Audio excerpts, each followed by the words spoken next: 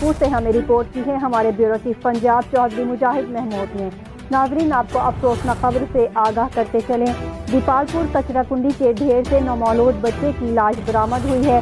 ماہ مقدس میں بھی کوئی اپنا گناہ چھپانے کے لیے نومولود بچے کی لاش کو کوڑے کرکٹ کے ڈھیر پر پھینک کر فرار ہو گیا۔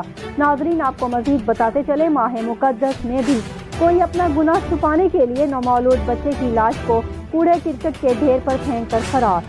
دیپال پور پرانا بصیر پور دروازہ کے قریب کچرے کنڈی کے ڈھیر سے نومولود بچے کی لاش برآمد ہوئی۔